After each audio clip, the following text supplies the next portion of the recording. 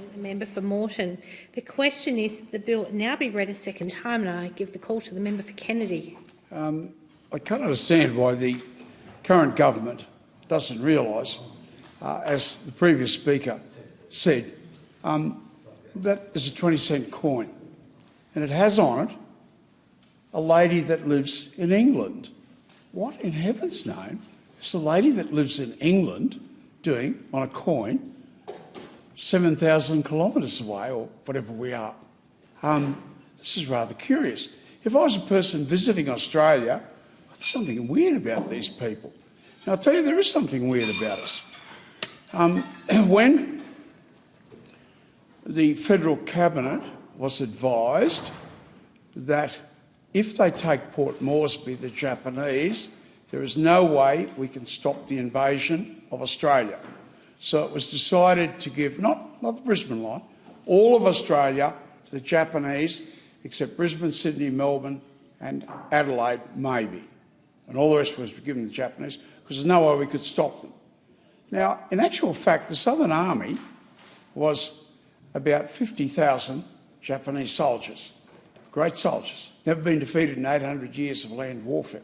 And they're on their way here, and they've landed in New Guinea, and they're 10 days away from Port Moresby, and the federal cabinet has been advised that if they take Port Moresby, they've got air cover over northern Australia. There is no way we can stop the invasion of Australia, and we've got to give all of Australia by a little narrow strip, Brisbane, Sydney, Melbourne, Adelaide, and try and defend that. Now, hold on a minute. There's 50,000 Japanese coming down here at us, but we got 60,000 troops. Where are our troops? Where's our army? Our army is defending the Libyan desert in Africa. I mean, with the Japanese 10 days away, our government has its army defending the Libyan desert in Africa, and Singapore, a port with no ships in it. I mean, what the hell are we doing defending that? Now, that is a product of that coin, right? We have not grown up as a nation. We are far from growing up as a nation. And the ALP has fallen well short of the mark that I think my formidable colleague over here would have liked to have said, but because he's in a party system, he can't. I mean, for heaven's sake, get rid of an affirmation that we do not believe that all people are free and equal. If you've got a monarch on your coin, you do not believe that all people are free and equal. And in every constitution in the world, the American, the French, the Japanese, they start off by saying, you know, all men are created equal. All men are created free and equal. And with the right to life, liberty and the pursuit of happiness. Now, they all start that same way. Well, it'd be an hypocrisy for us to start that way. Now, everyone in this place came to this place and swore allegiance to Her Majesty Queen Elizabeth II, with one exception. I didn't, and I never have. In 51 years in politics, I refused to swear allegiance to a foreign monarch. I'm an Australian. Now, my father was a great royalist, a bit of a warrior. He liked armying and all that sort of thing. So I don't come from a family that has that Irish rebel background. No, I don't. But, you know, I did read history books. And the history of monarchy is a very dark history. I mean, for 100 years, Britain and France just tore everything out of their country in the 100 Years' War, which was brought to a close by St. Joan of Arc, a little 19-year-old girl. But after 100 years of continuous warfare. So, you know, I mean, monarchy would be one of the most diabolical examples of rulership in the history of the world. All of them were ambitious. Take the First World War. What was it about? Oh, Cousin Nicky didn't like Cousin Willie, and Cousin Willie had an inferiority complex with Cousin Georgie in England. I mean, that was really what it was about. And have a look at them. You know, Tsar Nicholas is playing chess whilst Moscow is under the control of the rebel communists. He's sitting playing chess and writing a letter to his wife. I mean, if you want to choose the word moron, I think that'd be a fairly good description. They're inbreeding over a period of centuries. His cousin had a withered arm, inbreeding over a period of centuries. Now, I love this one. Princess Diana's brother said, you know, we are the rightful rulers of England.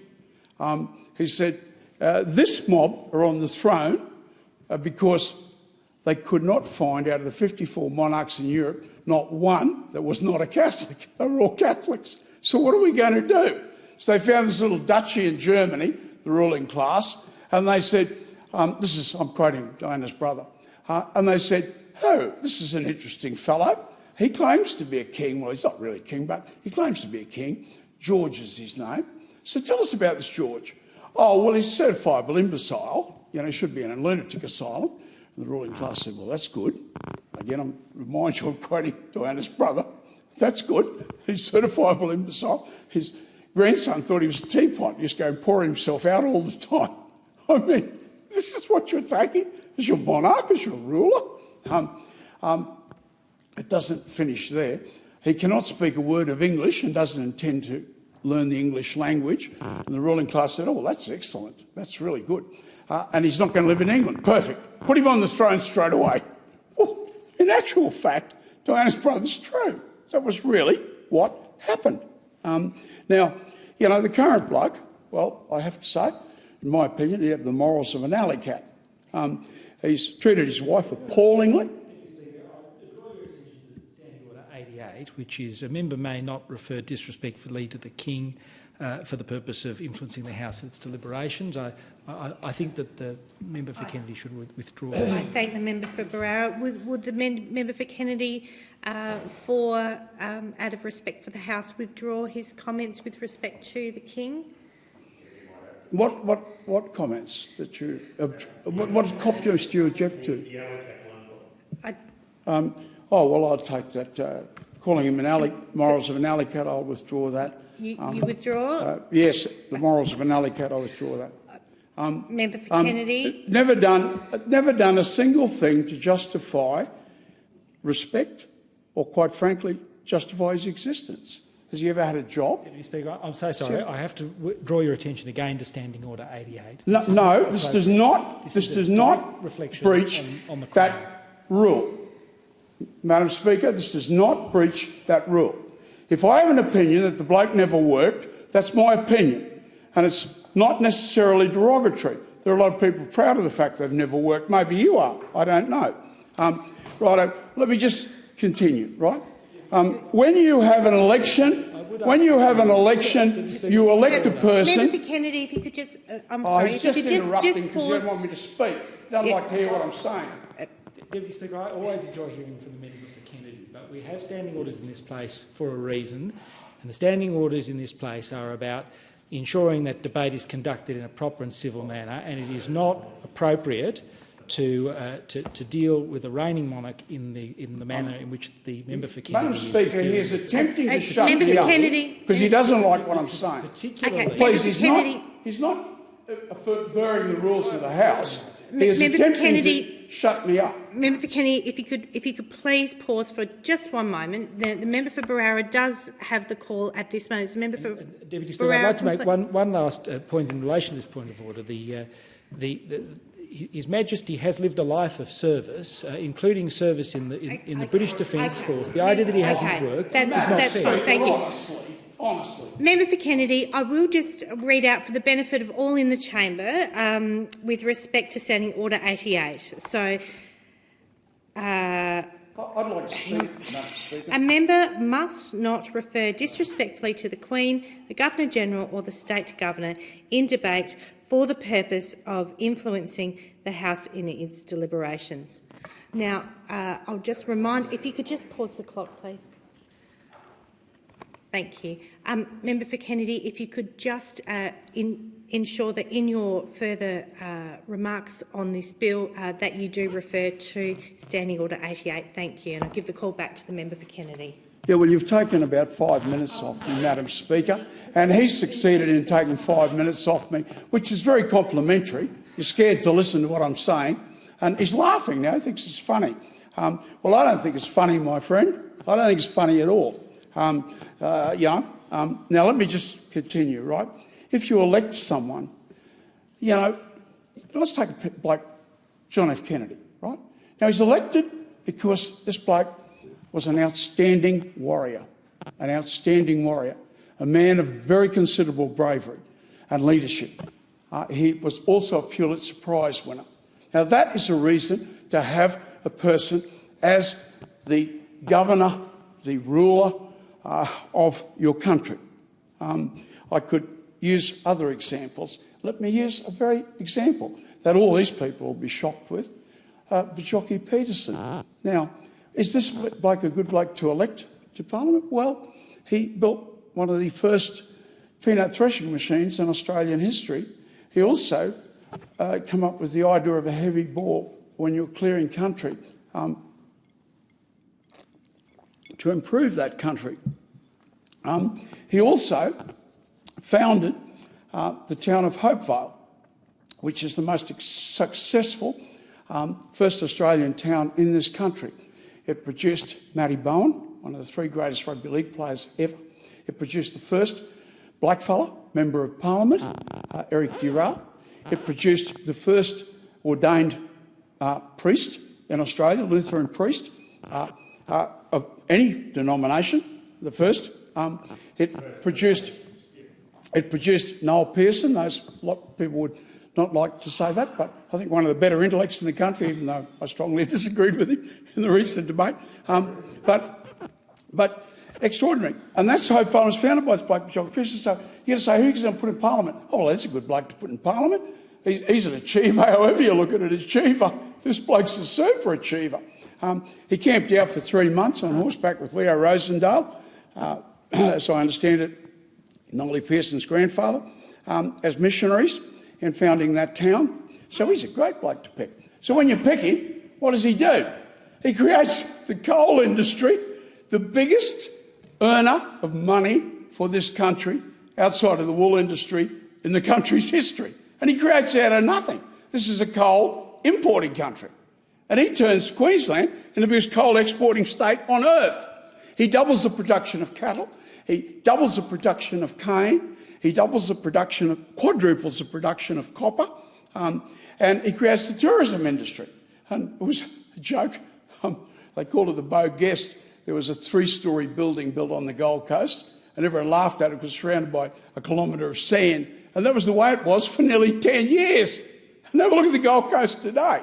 So when he was in his 5th year as Premier of the State, we had Beau Guest, just a big sand dune, which now is Broadbeach and Surfers Paradise. So, you know, you elect those people, that's what happens. But if you go around saying that our head of state is some lady living in England or some bloke living in England, I mean, honestly, have you grown up as a nation? Are you proud of being an Australian or are you ashamed of it? And that coin is a demonstration that you're ashamed of it. Now, in the Second World War, the Americans were going to come save us. The British were going to come and save us. Nobody came to save us. And we were so stupid and so sycophantic that our entire 3 armies, 2 of them defending the desert and 1 defending a British port that had no ships in it, and no one defending Australia. So the 39th Battalion was sent up there, and I don't know all the ins and outs of the 39th Battalion, but I tell you what, if you're going to put someone on your coin, well, I'd start with Tubba Trutt, who was the leader of the Colquhoun Wars when they tried to fight off the whitefellas.